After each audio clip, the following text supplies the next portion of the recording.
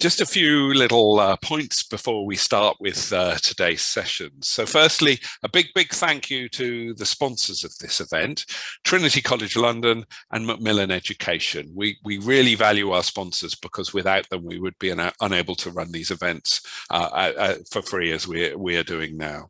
Please note that the session is being recorded and will be available as a video after the event, so please be aware of that.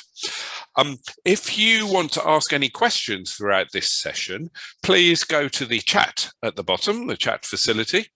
You can see that there, and just put your questions in there, and then Johanna will come to the questions as and when she wants to, so please do that. If we could ask you to keep on mute during the session so that we don't get any extraneous noise. So without further ado, I will introduce you to Johanna. So Johanna Stirling is a teacher, a trainer and materials writer of many years standing. And until a few weeks ago, I think, Johanna, you were online academic manager at NILE at the Norwich Institute for Language Education, but you're just recently retired, so free from the from the employment treadmill, which is good. And she, relevant to this session, she's a very active member of Green ELT. So today's session focuses on using the environment in the classroom. So without further ado, I will leave the floor to you, Johanna. Thank you. Thank you very much, Ewan. Right, hello everybody. Great to see you. Well, I can see your names. If you want to put your cameras on, feel free to. But if you prefer not to, that's also fine. So I'm just going to share my screen. Yeah, okay, good. I think you can now see that. Okay, so what we're going to do is, just 1 minute, please. Okay. Right. Okay, yeah, let me just mention first a little bit about Green Action ELT. You may or may not know of us as ELT Footprint UK. We've recently changed our name because there's another ELT Footprint, which was actually a larger organisation. And we also wanted to stress that we focus on action. So what we're trying to do is to build up a green ELT movement in the UK. It doesn't have to only be the UK, but that's where we're focused on. So we've been working on raising awareness with the schools and with the students, and encouraging and supporting action. So if any of you are interested, do head over to our website there after the talk, if you want to. Okay, now I want to say a special thank you to Chris Etchells of English Country Schools, who in fact was the founder of this organisation, but also because this was actually Chris's presentation, and he couldn't be with us today. So I'm doing it for him, but I've actually put in quite a lot of my own stuff and edited it quite a lot as well. So, but I think you can just think all the really good ideas are his and the rest are mine. All right, so what we want to look at today is English language teaching outside, and why. We'll start off by looking at why that might be a good idea, and then we're going to look at loads of activities, mainly, that you can do with students outside. And I'm not sure where you're all from. It would be really handy for me if you could just pop into the chat which country you're working in at the moment. And also it would be good to know whether you teach primary, secondary, adults, or I don't know who else. Okay, let's just have a look at that. So we've got so far Greece, UK. Let's see a few more.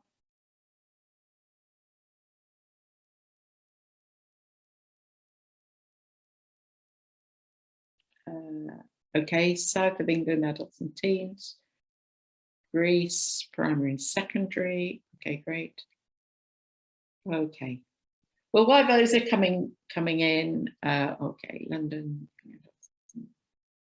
Okay, so looks like we've got quite a lot of people from the UK. Oh, but also from Vietnam. Okay, great. Greece, oh, Nepal. Okay, so we've got people, in fact, from all over the world. Well, I do hope that what we're going to talk about today will be relevant for you, but do just ask any questions when you've got them, and I'll do my best. Okay, so why should we teach outside? A few ideas, and you may think of more. One of them is to promote engagement amongst students, because every day they go to class, they sit behind a desk, you know, most things are the same. You take them, I always find, if you take students out of that situation, the relationship changes somehow. I always think students sitting behind a desk is very kind of disempowering for them. And I think once you get them outside, they become more more human in some ways, and they're often much more engaged. It's something very different, and there's so many different things that we can do once we go outside. So definitely variety and engagement. And something that is really important to me, and really important, I think, for this presentation, is having that connection to nature. Because I think, especially if you're teaching young learners, and here I'm using young learners to mean primary and secondary, so less than adult, it's really important that they learn to love nature, that they actually get out into nature, because a lot of students don't. I mean, they live in families where they can't get out into the wider world. So I think if we can build that up early in their lives, then they start to care much more about the environment. Being outside lends itself to some much more multi-sensory activities. When you think about when you're out, and I mean really out in nature, you're much more aware of not only how things look, but how they feel, the wind on your face, the smell of the air, the smell of the flowers, how things feel, how they sound, and everything. So I think that really helps learning as well. And it's also much healthier for them. I mean, you're unlikely to go outside and just be sitting in a chair all the time, or they could. So very often they're moving around, they're in fresh air, they're not in a stuffy classroom where they're falling asleep. So lots of benefits there. And I just think that learning becomes more memorable because they've got something different to attach their learning to. So I think from that point of view as well, really useful. Okay, if you have any other ideas about good reasons for going outside, please do put them in the chat. And one I forgot actually is very often teachers say, oh, in my classroom, there's not enough room to move around. So, you know, obviously there's more. It does mean, if you're taking your students out, it does mean a certain amount of preparation on the part of the teacher, because there are certain considerations that you need to deal with. Firstly, the pedagogical balance. So here, I mean, it's all very nice to take them out, but is there a real learning aim attached to it? So is there a reason for them to go outside? And I think it is important. that you've got that as well, and that they are learning. Because if not, they might enjoy it the first few times, and then after a while, especially if you're teaching adults, I think, or exam classes or something like that, then they start to say, yes, nice, but why am I doing this? Or parents might as well with younger children. You also need to do risk assessments if you're taking people out, and you may have to get permissions of parents, and you might have to sort out other practicalities like transport and things like that. I'm not going to talk about those last two because it's just different in every context. So I'm afraid I'm leaving that bit to you. All right. Okay, so what I want to look at now is some activities that we can do that actually work on language, that work on grammar and vocabulary and things like that. Because then we can be sure that we have got a language learning aim. We're not just going outside to have a nice time, because that could be done after school, lunchtime, things like that. So, and I have to say, most of these ideas, which I thought were great, have come from Chris, and a few of my own, and some extra ideas in there as well. So one of these is if students want to work, or you want your students to work on modal verbs such as shouldn't and shouldn't, and you can introduce them to the country code. We have one of these in England, or maybe the UK, I think it's English. And I don't know if such a thing exists in other countries, but it's things like you shouldn't pick wildflowers, you should close gates behind you, that sort of thing. But if you introduce them to the country code, and then you get each pair or little group to choose one element of the code, and they work on that, and they can actually film themselves, so they can make a little film, and then you can put those films together. It's so easy now for students to film themselves with their phones, and they can easily upload them to YouTube if it's available in your country, or to another platform. So nice activity. There's a lot you can do with low levels on there is and there are, some and any, prepositions, all those sorts of things.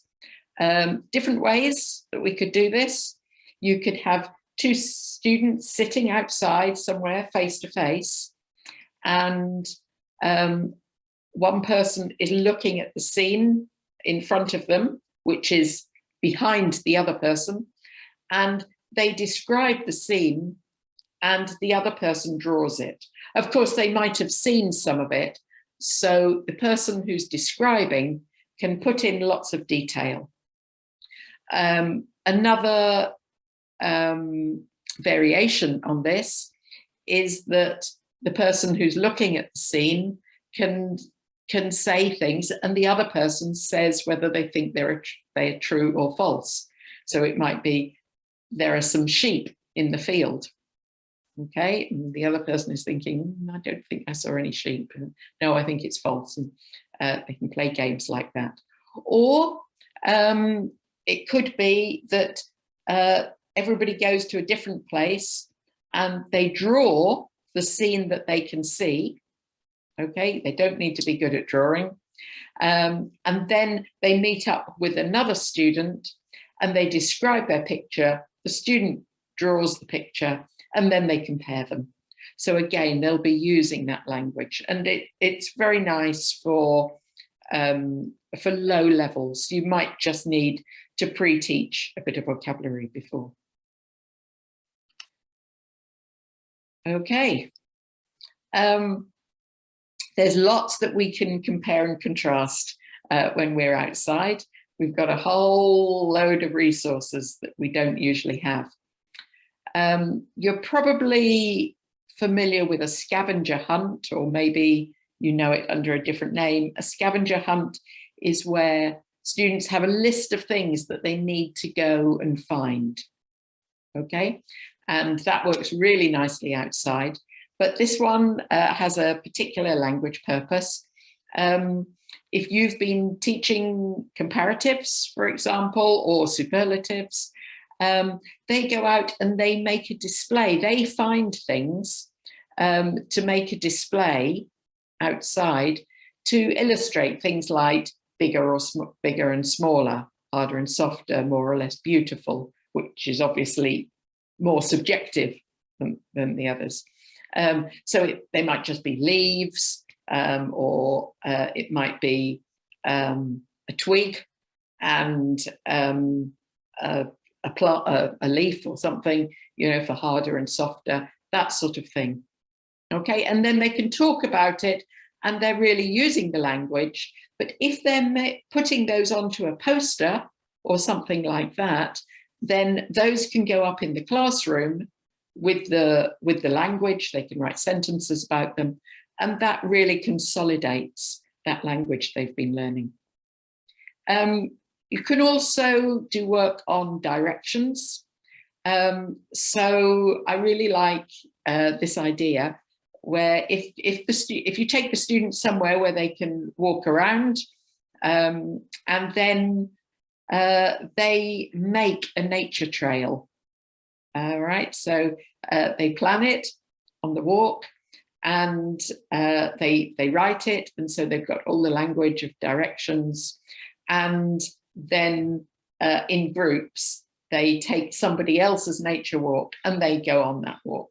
So I think that's a lovely idea. Okay.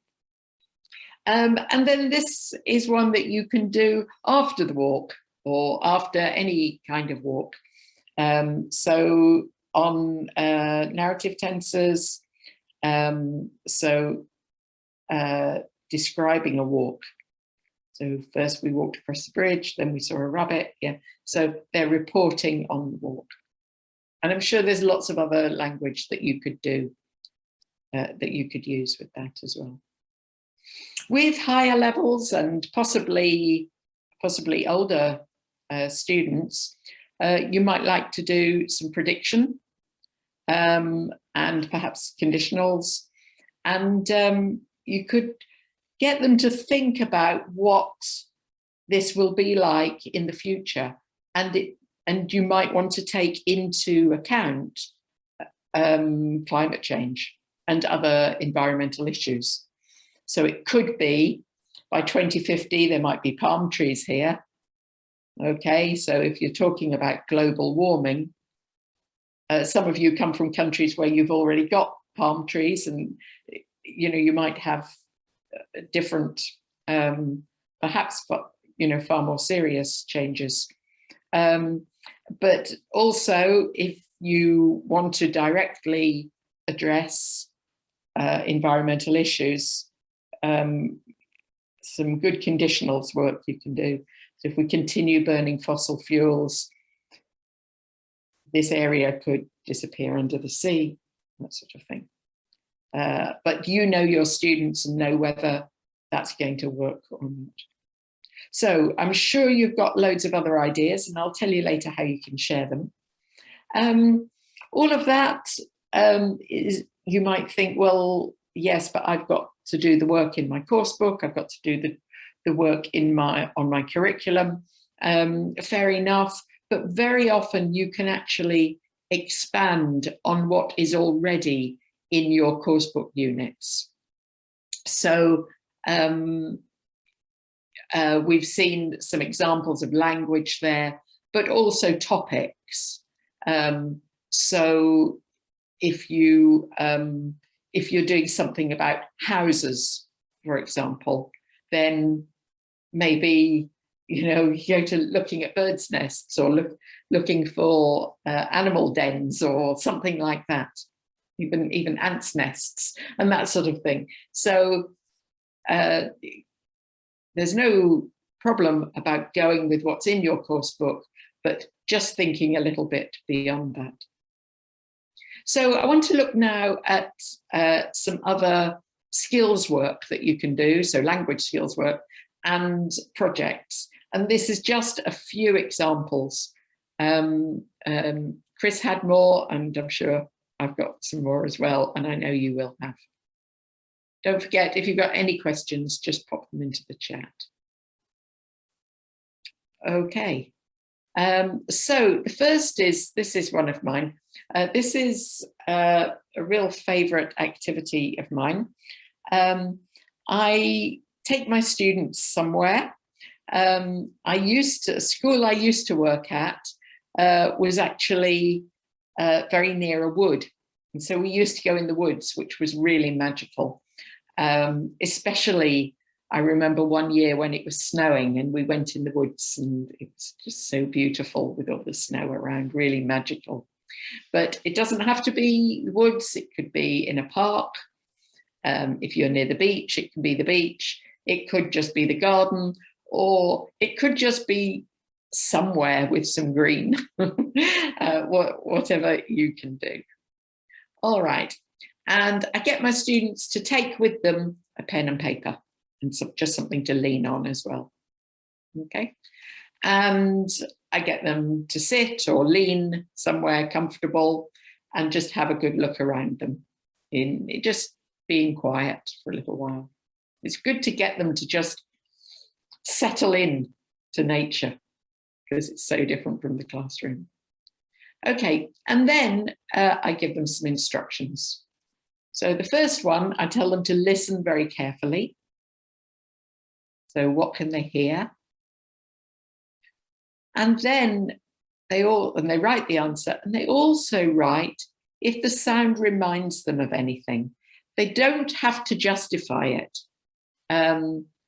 It can be something that you would look and you'd think, what? You know, nothing is wrong. Okay, whatever they put is right, what the sound reminds them of. Or maybe it doesn't remind them of anything. That's fine too. Then the next one, what are the main colours you can see? Okay, I mean, there is quite an obvious answer to this. Most of the time it's going to be green, but green is such an amazing colour because it's got so many variations. I don't know, maybe all colours do, but I feel like green does, especially in nature. And I think there's been research saying that how much the green of nature, the effect that it can have on our mental health. So I like them to say how it makes them feel. Of course, when I took my students into the woods in the snow, the main colour was white, so it's not necessarily green. Okay, then I get them to breathe in through their nose, and then obviously out again, and then they breathe in through their mouth.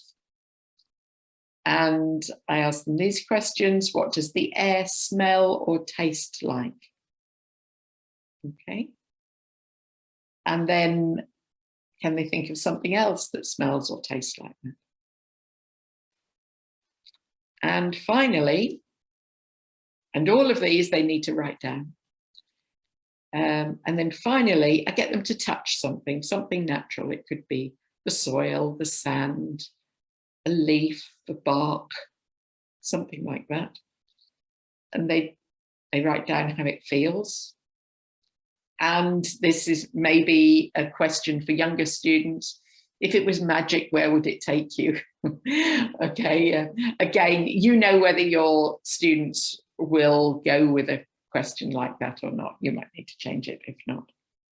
Okay, so all of these things, they've written these down. And by the way, they just write notes. They don't need to write full sentences, they just write notes. And please don't check them, don't correct anything. I mean, if somebody asks for a word or something, of course you can give it, but it's really not, especially at this stage, not about correction. So they've got all these notes, and then I tell them that they're going to make it into a poem. All right, and The first thing they do is look at their notes. They can delete anything. They can change the order. They can actually change the words. Okay, and they can add anything they like. So really, what they've written down is the inspiration, but what their final poem doesn't have to reflect what they've written, but it will. It largely will. I'm sure. It always has when I've done it. Okay, and then I tell them they've got 5 minutes to make it into a poem. Sometimes I only give them 3. It depends a little bit on their level, how long they can concentrate for, and things like that. How comfortable it is outside. And they make it into a poem. Okay, I tell them that the poem does not need to rhyme, though some of them, amazingly, do make it rhyme. And remember, they can use whatever they want from what they've written. Okay, so I tell them they've got 5 minutes. I tend to give them a couple of minutes more because they're not timing it. So I do, and then if they're still writing, I give them a little bit longer. And if they look like they've all finished, then I give them a bit less time. And then I invite them to share their poem, to read their poem aloud. At first, nobody does. And then one brave soul usually says, oh, yes, I'll read mine. And once that starts, often a lot of people do. Or if you think your students are too shy for that, you could get them to write up their poem, probably when they go back to the classroom, so it's a bit more neat, and young learners might want to illustrate it. And then you can put those around the classroom. Or you could even go outside again and tie those onto trees or something like that for other classes to see as well. Okay, there are also activities that you can do. I like doing, I work a lot with teachers, and so very often I'm doing activities that teachers can do with their students, but the same sort of thing. So this is about making something from waste materials. We don't want to be creating a lot more need for resources. There's plenty out there. And so getting students to make a bird feeder is a really nice one. And you can see a picture here of somebody who's made one, I think, from a grapefruit skin and pencils. But there are all sorts of things. You can have egg boxes that you've got bird food in and strings to hang them on the tree. You can cut holes in milk cartons or plastic bottles. You can make a structure out of twigs and then put food for birds in those fruit skins. Or you could just tell them, you go and find things to make it from. So one way to do this is to get them in the classroom to search online for how to make these things, or you could provide that. And then they go off and make it, and then they teach, they show another group what they've made, and they teach that group to make it. Lots of language comes out of that, about instructions and all sorts of things like that. So really nice activity. And it may be in some of your countries that feeding birds is not not an important thing to do, but it could be some other kind of craft, preferably something that's helpful for the environment. And I was going to say, if you've made these bird feeders, if there are some trees near your classroom, near your school, maybe you could hang them from the trees. And if you're teaching children, well, not only children, to be honest, they'll love it, seeing the birds come and feed from their bird feeders. Okay, there are also perhaps some more traditional things we can do, which is like having a kind of guided tour. You know, when you go to a museum, you take your students to a museum, sometimes you can get somebody to show you around the museum. I think eco tours are great, sort of guided nature trails, really. I know as an adult, I love them. I always learn so much. If you're taken around by somebody who's got a real love of nature, then it's very infectious. And I think that's a great thing to do, especially with younger people, but oldies like me as well. All right, and again, they're going to learn lots of vocabulary, lots of listening. They'll be asking questions, so really nice thing to do. And it can also be something a bit more specific, like pond dipping. Any of you who are not familiar with pond dipping, it's just going to a pond, a lake, anything like that, with a net. No, sorry, not with a net, with like a bucket, and you get out some of the water, and then you really look in detail at what's in that water. Okay. Of course, in different things are in water in different countries, and so you may have health and safety issues you need to think about. I don't think there's anything too bad in pond water here usually, but if you look at the concentration on the face of those kids, you know, you don't often get that kind of concentration inside a classroom. So I think it's fabulous to see. Okay, but then I realized that not all of you have the chance to take your students out into, you know, right out into the countryside or something.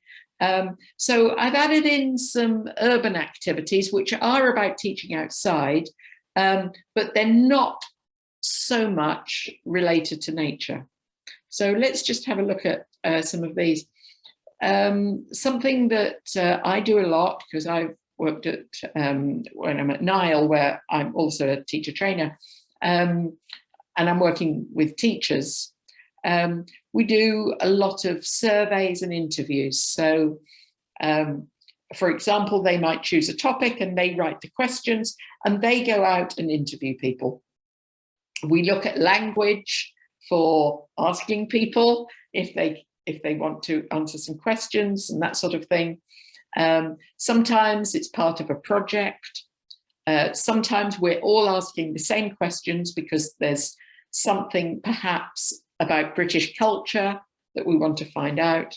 And then we come back and we're sharing. Okay, so all sorts of things like that. Even then, I often tell them to start in the park. There's a park nearby, because usually when people are in a park, they're relaxing. And so they're more likely to have time to answer questions. Linguistic landscapes. I don't know if you're familiar with this, this term. This is things that are written in English around the environment, which could be in the city. And they might be shop signs, car parking signs, all sorts of things, which have interesting bits of language. And the students go out and they take photos and they bring them back.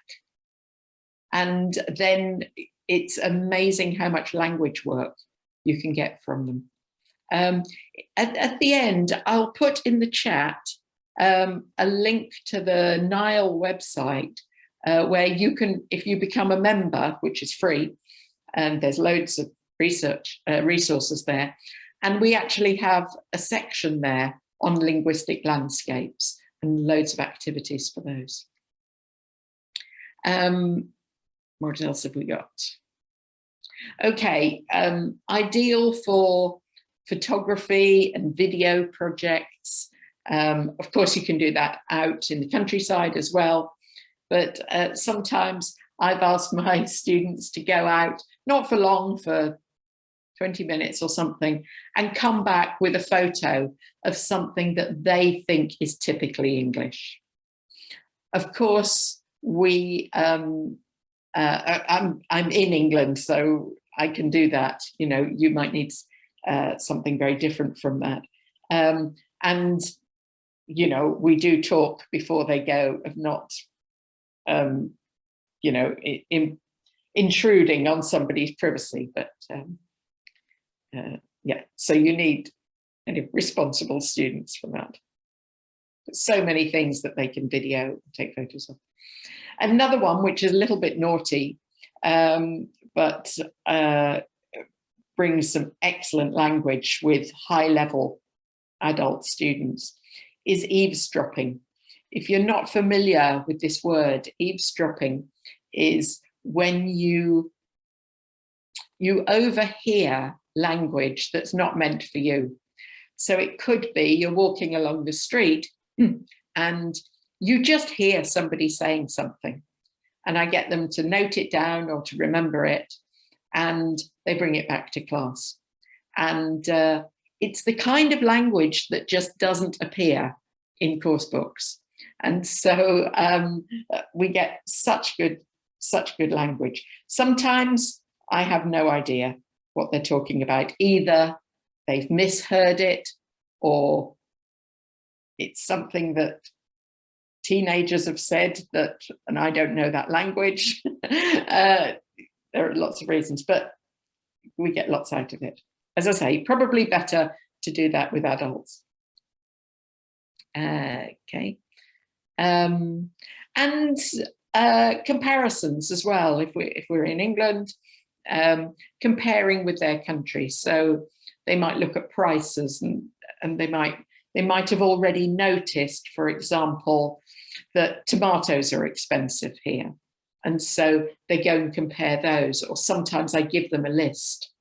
They can go on, we have a big open market in Norwich, and they go and compare the prices there. And lots of other things that they can compare. Sometimes they look at the fashions and they compare the fashions with those in their own country. Again, that's something that can fit in very well with course book topics. Okay. And also actually working on environmental issues. So you might want to take them somewhere where there's a lot of litter, or somewhere that's very ugly and there's no greenery around, and something like that, or somewhere beautiful and talk about how to preserve it. Okay.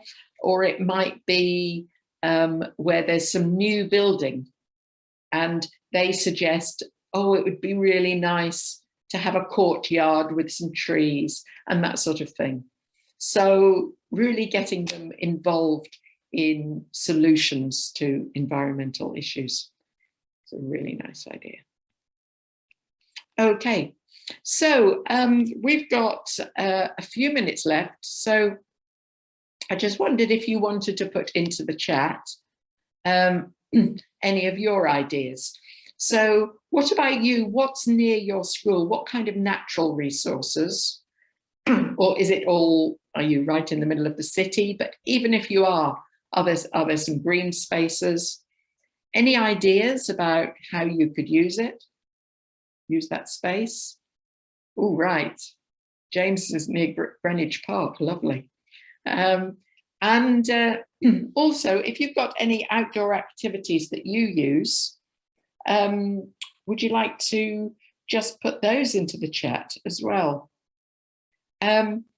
While you're doing that, you can see under that, if you have anything else that you'd really like to share, and we'd love you to share it, because we want to get teachers all over the world getting their students out. You can either email it to us, and we can add it to a page that we've got at Green Action ELT on teaching resources, teaching ideas, or if you want to post it on your own social media, and use the hashtag GreenELT and tag us with Green Action ELT, then we'll see that and we can also share it. So, but do feel free to write in the chat. James, do you take your students to Greenwich Park? Feel free to put your microphone on if you want to, James.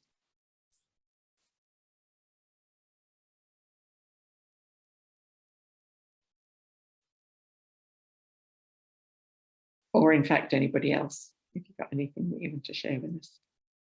I know some of you might actually be writing. Right, okay, James, unmute yourself.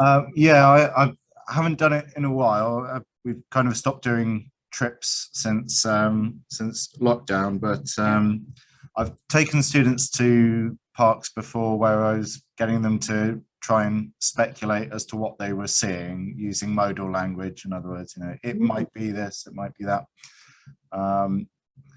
It does require a bit of pre-teaching on types of bird or types of tree, and you find that some of the younger city-based students are maybe not that convinced by it. Okay. Or even just looking at nearby buildings and speculating as to what you might find in them. Yeah, I think yeah, I mean, if we haven't got greenery near us, we can do it with all sorts of.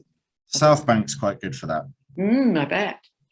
If those of you who are not UK based, that's the London South Bank, which has a huge variety of different buildings, from Shakespeare's Globe Theatre to some very modern, extremely modern buildings. Yeah, and some weird looking buildings. Yeah, there are. Yeah. Okay, that's great. Thanks very much, James. And Penny says 5 senses description activity works very well with natural objects. Do you mean Penny, do you mean something similar to the poem that I did? Again, I mean it's an old activity. I first saw it done actually with food. Oh, yeah. And you put students into pairs or groups, and each group is given a sense. So they describe a particular object, but only based on one sense. So either seeing or smell or touch or taste. With any of these things, you know, they can't complete everything on all of the senses, but it gets them to think about a wider way of describing things.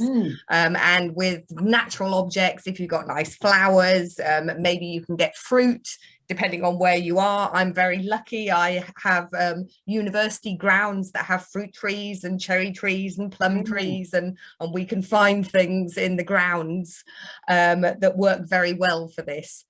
And then they can either guess so you can either give all of the groups the same objects, but they're describing from a different sense, and then they have to guess which object the other group is referring to, or they simply then you rearrange the groups and they put all of their descriptions together to provide a description of the one object from lots of different sensory perceptions.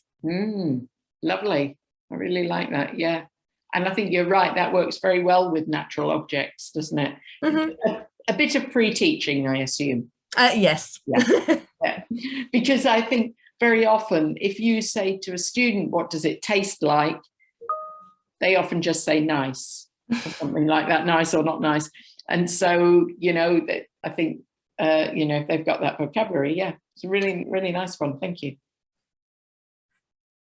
Okay, I think we're just about time's up, I believe. So just before we finish, so there's my email if there's anything, if you've got any other questions. And this is Chris from English Country Schools. As I say, a lot of the content of this presentation was his. If you're concerned about environmental matters, and we all should be, unfortunately, do go to Green Action ELT to see some actions that you can take. Anything that you put on social media related to environment and ELT, please tag it with Green ELT.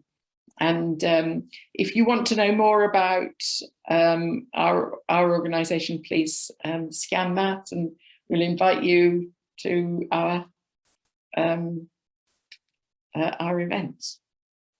Thank you very much, everybody. Great. Thank you very much, Johanna, and thank you everyone for attending. I think that was a superbly practical session with some really nice ideas for taking students out of the classroom, but also the getting them interested in nature and green issues. Please do take a look at Green ELT. I would like to persuade everyone to have a look at that and think about either joining that group or getting involved in some of their discussions and activities, because it's a really useful resource for our industry as we grapple with the challenge of making our industry more sustainable. So yeah, please do visit that. But thank you again, Johanna, and good luck with your activities. Whatever happens next. Thank you.